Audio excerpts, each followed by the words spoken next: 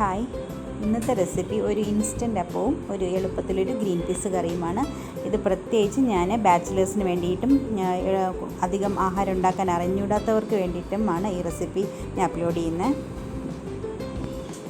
നമുക്ക് ഒരു മിക്സിയുടെ ബൗൾ എടുക്കണം. എന്നിട്ട് അതിലേക്ക് അരിപ്പൊടി ഇട്ട് കൊടുക്കണം. നിങ്ങൾ എത്ര പേരാണ് വീട്ടിലുള്ളത് അതിനനുസരിച്ച് അരിപ്പൊടിയുടെ അളവ് കൂട്ടണം. ഞാനിപ്പോൾ 1 കപ്പ് വെച്ചിട്ട് കാണിക്കാം. കുട്ടികളൊക്കെ ഒറ്റയ്ക്ക് താമസിക്കുന്നതാണെങ്കിൽ 1 കപ്പ് മതി. 1-2 പേർക്ക് ഇതിപ്പോൾ 3 പേര് യൂസ് ചെയ്യും കേട്ടോ. ഇത് 3 അപ്പം വീതം എടുക്കാൻ കിട്ടും. എന്നാലും നിങ്ങൾക്ക് കൂടുതൽ വേണമെങ്കിൽ 1.5 കപ്പോ അങ്ങനെ ചേർക്കാം. അതിനനുസരിച്ച് ബാക്കിയുള്ള ഇൻഗ്രീഡിയൻസിൻ്റെ അളവ് കൂട്ടണം.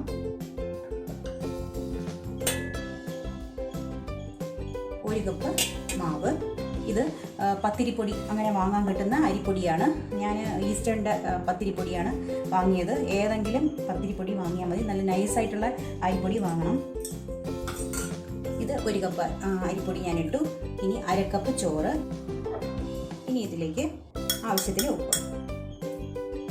അപ്പത്തിന് ഉപ്പ് സൂക്ഷിച്ചിടണം, കുറച്ച് മതിയാവും. ഒരു 2 ടീസ്പൂൺ അല്ലെങ്കിൽ 3 ടീസ്പൂൺ പഞ്ചസാര, 1 ടീസ്പൂൺ വേണ്ട, 1/4 മതി. ഇത് ഏകദേശം 1/4 ടീസ്പൂൺ ഈസ്റ്റ്. ഇത്ര ഇട്ട് കൊടുത്തിട്ട് ഇതിനെ വെള്ളം ഒഴിച്ച് ഇടിക്കണം. ഒത്തിരി ലൂസായിട്ടല്ല അരച്ചെടുക്കേണ്ടത്. ഇത് 1 കപ്പ് വെള്ളമുണ്ട്, അതിൻ്റെ 1/4 ഞാൻ ഒഴിച്ചു കൊടുക്കും. എന്നിട്ട് ഇനി അരയ്ക്കുന്ന സമയത്ത് ഒഴിച്ച് അരച്ചെടുക്കണം. നന്നായിട്ട് അരച്ചെടുത്തു.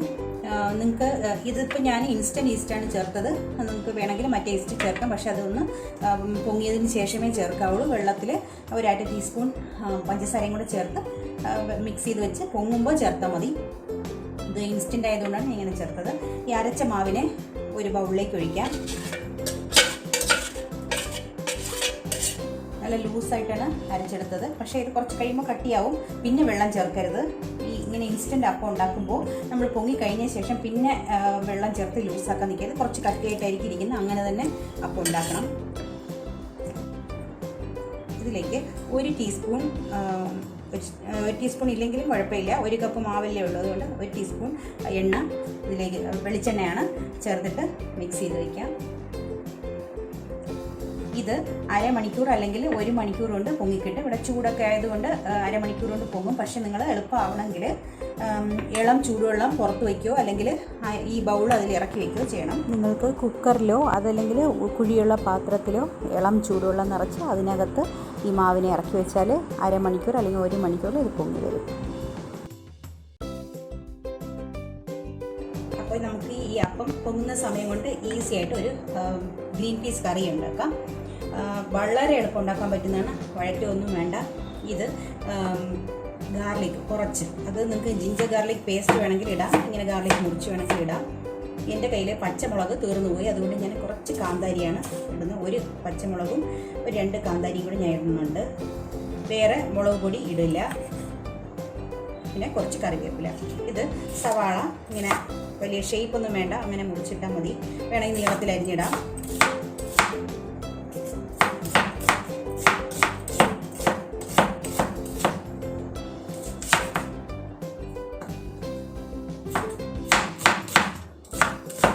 ഇത് ഒറ്റയ്ക്ക് താമസിക്കുന്ന പിള്ളേരൊക്കെ പഠിക്കാനും ജോലിക്കൊക്കെ ഒറ്റയ്ക്ക് താമസിക്കുമ്പോൾ അവർക്ക് കൂടുതൽ ഉണ്ടാക്കാനും അറിയില്ലായിരിക്കും. അങ്ങനെയുള്ളവർക്ക് ഈസി ആയിട്ട് പെട്ടെന്ന് ജോലി കഴിഞ്ഞ് വരുമ്പോഴോ പഠിച്ച് കഴിഞ്ഞിട്ട് വരുമ്പോഴോ അവർക്ക് ഉണ്ടാക്കാനുള്ള ക്ഷമ കാണില്ല. അപ്പോൾ എളുപ്പത്തിൽ ഉണ്ടാക്കാൻ പറ്റിയതാണ്. അതുപോലെ നമുക്ക് പെട്ടെന്ന് ബ്രേക്ക്ഫാസ്റ്റിന് ഉണ്ടാക്കാൻ പറ്റിയ ഒരു അപ്പവും കറിയുമാണ്.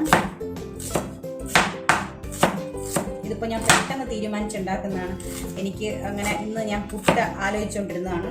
പിന്നെ പെട്ടെന്ന് തീരുമാനിച്ചു അപ്പം ആക്കാമെന്ന്. അപ്പോൾ നമുക്ക് പെട്ടെന്ന് തീരുമാനിച്ചാൽ അത് ഉണ്ടാക്കാൻ പറ്റും. ഞാൻ കഴിഞ്ഞ ഒരു വീഡിയോയിൽ കാണിച്ചിരുന്നു ഗ്രീൻ പീസും കടലയൊക്കെ കുതിർത്തിട്ട് ഫ്രീസ് ചെയ്യുന്നത്. അന്ന് ചിലരൊക്കെ കളിയാക്കിയായിരുന്നു എന്തിനാണ് ഫ്രീസ് ചെയ്യുന്നത്. പക്ഷേ ഇത് ഇന്നിപ്പോൾ എനിക്കങ്ങനെ ഉണ്ടാക്കണമെന്ന് തോന്നി, വേഗം എടുത്തു ഉണ്ടാക്കി. അപ്പം അങ്ങനെ നമ്മൾ എടുത്ത് ഫ്രീസ് ചെയ്ത് കുതിർത്ത ശേഷം വെള്ളം മാറ്റിയിട്ട് ഫ്രീസ് ചെയ്ത് വെച്ചാൽ നമുക്ക് എപ്പോഴാണോ ഉണ്ടാക്കാൻ തോന്നുന്നത് ആ സമയത്ത് ഒരു ഇത്തിരി വെള്ളം ഒഴിച്ചാൽ മതി, അത് അലിഞ്ഞു വരും. ഇത് ഗ്രീൻ പീസും ഉണ്ട്, വൈറ്റ് പീസും ഉണ്ട്. വൈറ്റ് കളറിലുള്ള പീസ് ഉണ്ടല്ലോ, രണ്ടും എനിക്ക് കുറച്ച് ഇരിപ്പുണ്ടായിരുന്നു. രണ്ടും കൂടി ഒരുമിച്ചിടുകയാണ്. ഇതിൽ തേങ്ങാപ്പാലോ തേങ്ങയോ ഒന്നും വേണ്ട. ഈ ഗാർലിക് അരിഞ്ഞത് കുറച്ചിട്ടു, പച്ചമുളക്, പിന്നെ ഈ കറിവേപ്പില കുറച്ച് മതി. ഇനി കടുക് വറുക്കുന്ന സമയത്ത് കുറച്ചിടണം. സവാള നിങ്ങൾ കുറച്ച് ഗ്രീൻ പീസ്, ഒരു കപ്പ് ഗ്രീൻ പീസാണ് ഉണ്ടാക്കുന്നതെങ്കിൽ 1 സവാളയോ 1.5 സവാളയോ മതി. ഞാനിപ്പോൾ ഇതിലേക്ക് കുറച്ച് ജിഞ്ചർ ഗാർലിക് പേസ്റ്റ് കൂടി ചേർക്കുന്നുണ്ട്. ഇത് ജിഞ്ചർ ഗാർലിക് ഞാൻ അരച്ച ശേഷം സിലിക്കൺ ട്രേയിലാക്കി വെച്ചതാണ്. അപ്പോൾ നമുക്ക് ആവശ്യത്തിന് കുറച്ച് വയ്ക്കണം, കൂടുതൽ വയ്ക്കണം. ഞാൻ മുമ്പ് വീഡിയോയിൽ കാണിച്ചിട്ട് പലരും കണ്ടിട്ടുണ്ടാവില്ല. അപ്പോൾ കുറച്ചായിട്ടും നിറച്ചും വയ്ക്കണം. അപ്പോൾ നമുക്ക് കുറച്ച് ആവശ്യമുള്ളത് നമുക്കിങ്ങനെ എടുക്കാൻ പറ്റും. ഇവിടെ നിന്ന് പ്രസ് ചെയ്താൽ ഇത് വീഴും, ഇങ്ങനെ വീഴും. ഇനി ഇതിലേക്ക് ഉപ്പിട്ടു, കുറച്ച് മഞ്ഞൾപ്പൊടി. ഇതിൽ ജിഞ്ചർ ഗാർലിക് പേസ്റ്റ് നിങ്ങൾക്ക് വേണമെങ്കിൽ ഇട്ടാൽ മതി. ഗാർലിക് അരിഞ്ഞിട്ടാൽ മാത്രം മതി, വേറെ ഒന്നും വേണ്ട. നല്ല ടേസ്റ്റുള്ള ഒരു കറിയാവും. ഞാൻ ഒരു ടേസ്റ്റിന് വേണ്ടിയിട്ട് 2 കൂടി ചേർന്ന് അരച്ചത് ഉണ്ടായിരുന്നതുകൊണ്ട് ഇട്ടുന്നേ ഉള്ളൂ.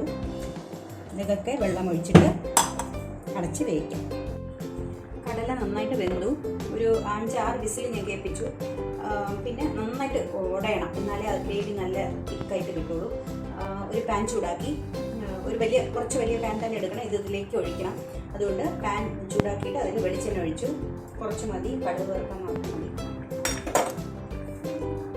ഇതിൽ മസാലയുടെ മണം അത്യാവശ്യം എന്നുള്ളവർ ഈ കടുക് വറുക്കുന്ന സമയത്ത് ലാസ്റ്റ് ഒത്തിരി പെരിഞ്ജീരകത്തിൻ്റെ പൊടിയോ അങ്ങനെ എന്തെങ്കിലും ഇട്ടിട്ട് ഇതിലേക്ക് ഒഴിക്കാം.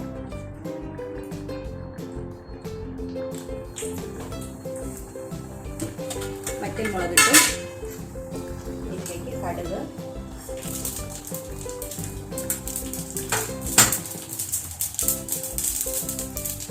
കറിവേപ്പില. ഇനി ഇതിനെ കറി ഇതിലേക്ക് ഒഴിച്ചു കൊടുക്കാം.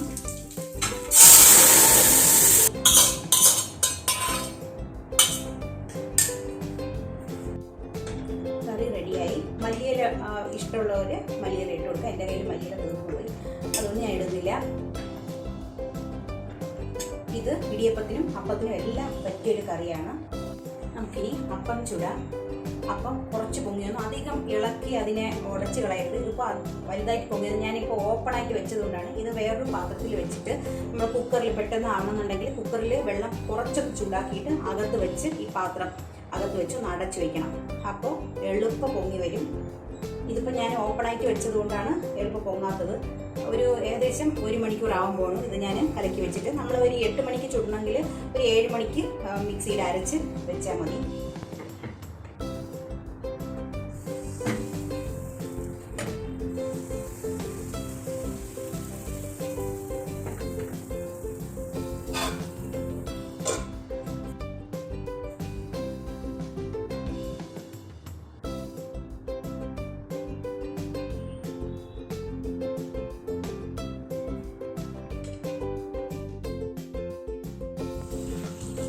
ബ്രേക്ക്ഫാസ്റ്റ് റെഡിയായി. നല്ല സോഫ്റ്റ് അപ്പാണ്. ഇതും ഗ്രീൻ പീസ് കറിയും നല്ലൊരു കോമ്പിനേഷനാണ്. മസാലയൊന്നും ഇല്ലാത്തതുകൊണ്ട് വയറിനൊന്നും ഒരു പ്രശ്നം ഉണ്ടാവില്ല. ഇത് വീട്ടിൽ കായ്ച്ച മാങ്ങ വെച്ചിട്ടുണ്ടാക്കിയ ജ്യൂസാണ്. അപ്പോൾ ഇന്നത്തെ ബ്രേക്ക്ഫാസ്റ്റ് ഇതാണ്. അപ്പോൾ എല്ലാവർക്കും ഇഷ്ടമായെങ്കിൽ വീഡിയോ ഷെയർ ചെയ്യണം, ലൈക്ക് ചെയ്യാൻ മറക്കരുത്. അടുത്ത നല്ലൊരു വീഡിയോ ആയിക്കണം. ബൈ.